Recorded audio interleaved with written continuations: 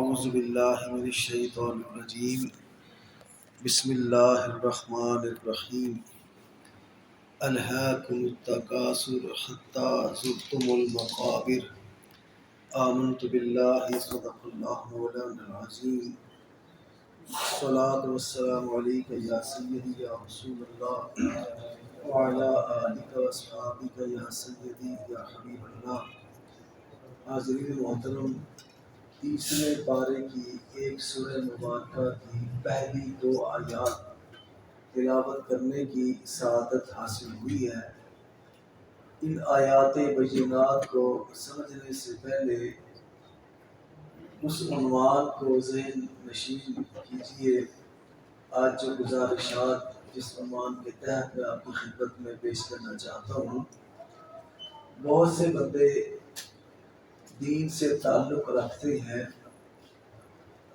لیکن بدقسمتی کہ جب وہ کسی رہبر اور کسی رہنما کے شیلٹر میں نہیں آتے تو وہ جب اپنی عقل استعمال کرتے ہیں، چاہتے ہیں، نیتیں ان کی اچھی ہے، لیکن جب رہنمائی نہیں ملتی تو وہ بھٹک جاتے ہیں اور پھر زندگی ضائع ہو جاتی ہے۔ اگر آپ عنوان پوچھیں تو آج عنوان یہی ہے کہ کس طرح انسان کی زندگی ضائع ہو جاتی ہے۔ وہ ساری زندگی سمجھتا ہے کہ میں دین کا کام کر رہا ہوں اور میں جنت کما رہا ہوں اور جنت میری ہو چکی ہے، لیکن بعد میں پتہ چلتا ہے جب زندگی بسر ہو چکی ہوتی ہے کہ میری تو زندگی ضائع ہو گئی، اور بجائے اس کے کہ مجھے جنت ملے میں تو جہنم کے بہت قریب آ چکا ہوں۔ یہ کون سے کام ہے اور یہ کون سا راستہ ہے؟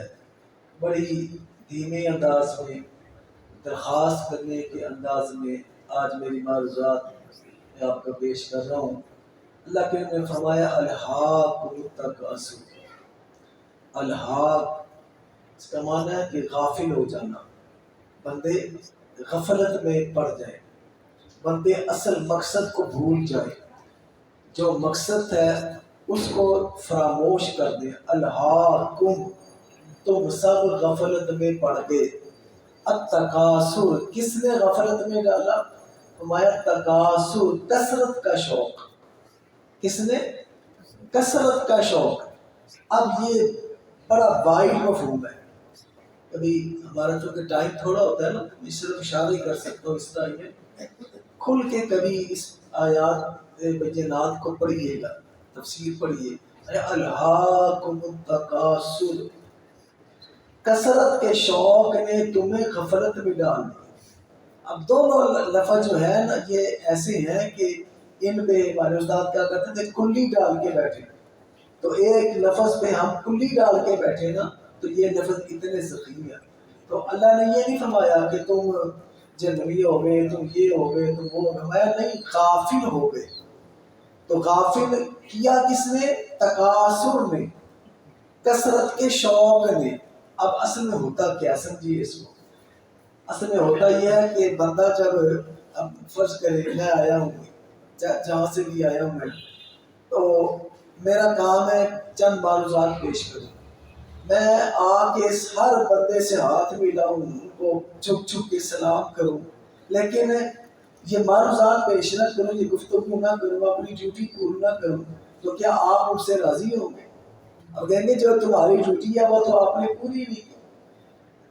بس بالکل بغیر تفصیل، بغیر مثال کے یہ بات سمجھیے۔ اللہ کی نے فرمایا وما خلقت الجن والانس الا لیعبدون، ہم نے جنوں کو پیدا کیا، ہم نے انسانوں کو پیدا کیا صرف اس لیے کہ وہ میری عبادت کریں۔ اب اصل مقصد کیا ہے؟ اللہ کی عبادت، اللہ کی رضا، لیکن انسان یہ مقصد کو بھول گیا۔ اور بھولا کیسے؟ یہ اللہ کا کرم ہے کہ اللہ نے بتا دیا کہ شیطان یہ تیر چلا رہا ہے، تم پہ اس سے بچو۔ ایک دم اللہ نے نہیں پکڑا آپ کو، اللہ نے سب کچھ بتایا آپ کو کہ تم غافل کیسے ہوتے ہو، تمہارا ٹائم ضائع کیسے ہوتا ہے، تمہارے روز و شب کیسے ضائع ہوتے ہیں۔ وہ تکاثر کا شوق جس کو ہو جائے، کثرت کا شوق جس کو ہو جائے وہ اصل مقصد سے غافل ہو جاتا ہے۔ ابھی غالباً آپ سمجھے نہیں آئے، اب توجہ دیجیے مجھے۔ یہ جو ہمارے ہاں شوق ہے کہ میرا بینک بیلنس بڑھ جائے، یہ آپ اسے زیادہ جانتے ہیں، دولت میری بڑھ جائے۔ جب دولت اکٹھی ہو جائے گی تو بندہ کہتا ہے میرے پاس دولت تو آ گئی ہے، اب میرے پاس قوت بھی آ جائے، لہٰذا وہ عہدے ڈھونڈتا ہے جس میں قوت ہوتی ہے، جس میں طاقت ہوتی ہے، جس میں قلم چلتا ہے۔ پھر وہ کہتا ہے دولت بھی آ گئی، قوت بھی آ گئی، میرا حکم بھی چلنے لگا، اب مجھے مشہوری بھی ملتا ہے، پھر وہ مشہوری کی طرف آتا ہے۔ یہ میں مثال نہیں دیتا، آپ تمام حضرات جانتے ہیں، بلکہ اس پہ حضور کی حدیث پہ سنیے کہ میرے حضور نے فرمایا تھا مجھے اپنی امت پہ شرک کا خوف نہیں ہے۔ یہ امت اب بتوں کی پوجا نہیں کرے گی، لیکن کیا خوف ہے کہ ان کے دل میں دنیا کی محبت بیٹھ جائے، یہ دولت سے محبت کرے گی، یہ عہدوں سے محبت کرے گی، یہ کھو جائے گی دنیا، یہ اپنے اصل مقصد کو فراموش کر بیٹھے۔ آج میرے دوستو الہاکم التکاثر، کثرت کا شوق، یہ انسان کو غافل کر کے رکھ دیا اللہ سے۔ میں نے تو یہ چند مثالیں آپ کو دنیا کی پیش کی ہیں۔ ابھی میں نے آپ کو کہا تھا کہ جو لوگ دین سے تعلق رکھتے ہیں وہ بھی صاحب و راستہ بھٹک جاتے ہیں۔ مثلا مثال دینے لگا، خطیب صاحب میرے جیسا خطیب آئے اور وہ کہتا ہے کہ میرے درس سننے والے بندے جو 10 ہیں یہ 20 ہو جائے، یہ 30 ہو جائے، یہ 40 ہو جائے، میرا ہاتھ چومنے والے بندے 2 ہیں، یہ 4 ہو جائیں، یہ 6 ہو جائے۔ یہ شوق، اور وہ اسی میں رہتا ہے، اسی ادھیڑ بن میں رہتا ہے کہ کس طرح لوگ اکٹھے ہو جائیں، کس طرح لوگ زیادہ ہو جائیں، کس طرح لوگ مجھے تسلیم کر لیں، کس طرح لوگوں کو پتہ چل جائے میں بہت بڑا عالم ہوں۔ یہ ہے کثرت کا شوق۔ اور اگر آپ آگے بڑھیں تو بلکہ داتا صاحب رحمۃ اللہ علیہ کشف مجروب کا ایک بات بالکل آپ سمجھ آئیں گے محبوب آئیں گے۔ داتا صاحب رحمۃ اللہ علیہ خود فرماتے ہیں کہ میں اپنے شاعر کے ساتھ جا رہا تھا تو میں نے راستے میں دیکھا کہ ایک پیر کے مرید وہ لوگوں سے بھیک مانگ رہے ہیں، جو ان کا حال حلیہ وہ اللہ والوں کا ہے، لیکن بھیک مانگ رہے ہیں لوگوں سے۔ تو فرماتا ہے میں نے اپنے شاعر سے کہا کہ یہ حلیہ تو اللہ والوں کا ہے اور یہ بندے تو اللہ والے محسوس ہوتی ہیں، لیکن یہ دنیا سے بھیک مانگ رہے ہیں، لوگوں کے آگے ہاتھ پھیلا رہے ہیں، انہیں پتہ نہیں ہے کہ رازق کون ہے۔ تو دادا صاحب فرماتے ہیں میرے شیخ نے کیا کہا، توجہ کیجیے، میرے پیر نے یہ بات کہی کہ جب پیر کو مرید جمع کرنے کا شوق ہو جائے تو مریدوں کو دنیا جمع کرنے کا شوق ہو جائے۔ پیر آج ایسا ہی ہے، پیر جو ہے وہ اسی اشتہار لگائے جا رہے ہیں، منتیں کیے جا رہے ہیں، اعلان ہو رہے ہیں، کیا کچھ نہیں ہو رہا کہ لوگ آ جائیں، لوگ مجھے تسلیم کر لیں، لوگ میری گفتگو سنیں، بلکہ فتوے دیے جا رہے ہیں کہ جو ہمارے جلسے میں نہیں آتا وہ سنی نہیں ہے۔ پتہ نہیں آپ کو پتہ ہے کہ نہیں، لیکن یہ زخم ہمیں چھیڑنے پڑتے ہیں۔ جو ہماری محفل میں نہیں آیا وہ سنی نہیں ہے، اور جو ہماری مسجد میں نہیں آتا وہ سنی نہیں ہے۔ یہ کیا ہے؟ فرمایا الہاکم التکاثر، غافل ہو گئے اس لیے کہ تم اصل مقصد کو بھول گئے کہ تمہارے درس و تدریس کا مقصد زیادہ لوگوں کو بلانا نہیں ہے، یہ اللہ کی عطا ہوتی ہے، جتنے بندے سامنے بٹھا دے تمہارا کام اللہ اور اللہ کی رسول کی بات سنانا ہے۔ یہ کام تمہارا نہیں ہے کہ آگے کتنے بندے بیٹھے ہیں، کل قبر میں جاؤ گے تو اکیلے ہی ہو، وہاں بھی اللہ یہ نہیں پوچھے گا کہ تیری تقریر میں کتنے بندے آتے تھے، اللہ یہ دیکھے گا کہ تو نے زندگی گزاری کیسی، تو نے کیا دین کا کام کیا۔ دولت جمع کرنا، عہدے جمع کرنا، گاڑیاں جمع کرنا، مکان جمع کر لینا اور شہرت حاصل کر لینا، لوگوں کو جمع کر لینا، آج یہ لڑائیاں کیا ہے؟ یہ کیا لڑائیاں ہمارے معاشرے میں؟ صرف یہ لڑائی ہے، بس دنیا کی لڑائی۔ اور میں آپ کو کہوں بطور چیلنج کہتا ہوں، آپ مطالعہ کیجئے، اسٹڈی کیجئے اسلام میں فرقوں کی، فرقہ واریت کی اسٹڈی کیجئے۔ میں اپنے تھوڑا سا مطالعہ جو اس کی بنا پہ یہ بات کر رہا ہوں، اللہ کی قسم کھا کے کہتا ہوں، ہر فرقے کے پیچھے، ہر فرقے کے پیچھے آپ کو یا دولت ملے گی یا عورت ملے گی۔ بچا آپ کو یا دولت ملے گی یا عورت ملے گی۔ یہ فتنے یار حضور نے 1500 سال پہلے بتا دیا تھا، یاد رکھنا تمہارے دلوں میں دولت بیٹھے۔ اور پھر دوسرا فرمایا تھا کہ یہ عورت کو ایسا نہ سمجھنا، یہ شیطان کا بہت بڑا جال ہے، اس سے بڑے بڑے بندے گمراہ ہو جاتے ہیں۔ اگر نام لوں تو آپ مانیں گے نہیں، یقین نہیں کریں گے کہ یہ فرقہ جو ہے یہ عورت کی وجہ سے نکلا، یہ فرقہ جو ہے یہ کیسے نکلا۔ دوستو الحاق التکاثر، اب قرآن کی دوسری آیت کو ساتھ ملا کے سمجھیے، فرمایا الحاق التکاثر، تمہیں کثرت کے شوق نے غافل کر دیا۔ اب غفلت کا عالم دیکھیے گا، کثرت کے شوق نے تمہیں غافل کر دیا، اتنا غافل کیا حتیٰ زرتم المقابر، حتیٰ کہ تم نے اپنی اپنی قبروں کو دیکھ لیا، تم قبروں میں چلے گئے، زندگی ضائع ہوگی۔ میں نے کہا کہ انسان کی زندگی ضائع کیسے ہوگی؟ آج میں غور کرنا ہے کہ کہیں زندگی ویسٹ تو نہیں ہو رہی، زندگی ضائع تو نہیں ہو رہی۔ جو ہم کہتے ہیں بڑے کامیاب ہم رہے، بڑا کامیاب میں زندگی میں گزارنے والا ہوں، تو یہ کہیں بھول تو نہیں ہے، زندگی تو ضائع ہو رہی ہے۔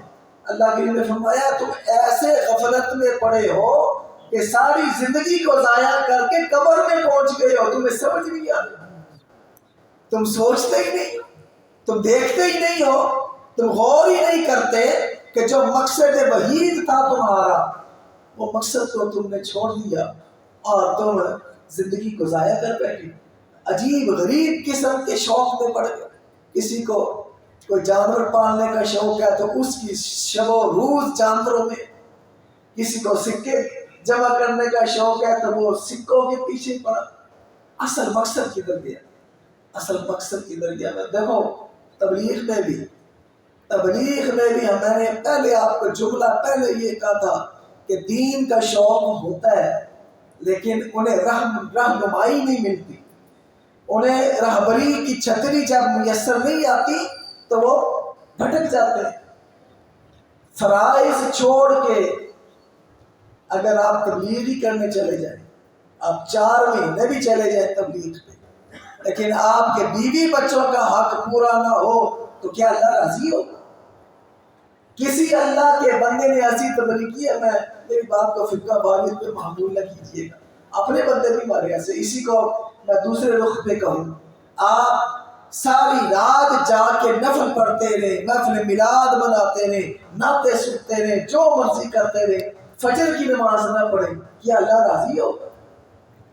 یہ افراط و تفریط ہے، یہ نہ سمجھنا ہے، یہ کسی اللہ والے کے پاس نہ بیٹھنے کا نتیجہ ہے۔ جب آپ کسی باشرع بندے کے پاس بیٹھیں گے تو پھر آپ کو پتہ چلے گا فرائض کیا ہیں، سنتیں کیا ہیں، نوافل کیا ہیں اور مستحبات کیا ہیں، ہر ایک کو اس کی کیٹیگری میں رکھے۔ اور پھر آج میں تھوڑا سا ویسے بیٹھا ہوں، آج ہماری صرف سنیت میں، دوسری بات نہیں کرتا، سنیتوں میں یہ ایک بڑا فتنہ یہ ہے کہ ہم نے مستحب کو فرائض کا درجہ دے دیا، اور پھر اس پہ جو مستحب پہ عمل نہیں کرتا اس کو ڈیل ہم ایسے کرتے ہیں جیسے وہ فرائض کا تارک ہے، اور پھر ہم اس پہ کفر کے فتوے لگاتے ہیں، تو پھر ہم اس پہ جہالت کے فتوے لگا دیا، پھر ہم دائرہ سنیت سے اسے باہر نکال دیتے ہیں۔ آج اس آیت اس سورہ مبارکہ کو گھر جا کے اسٹڈی کیجیے، الہاکم التکاثر حتی زرتم المقابر، یہ کن کاموں میں پڑ گئے، یہ کیوں ٹائم ویسٹ ہو رہا ہے؟ آج میرا تو خیال ہے، پتہ نہیں میں نے یہ بات کی ہے کہ نہیں، اس وقت شاید انگریز ہماری قوم کو ٹائم ضائع کرنے میں کامیاب ہو گئے۔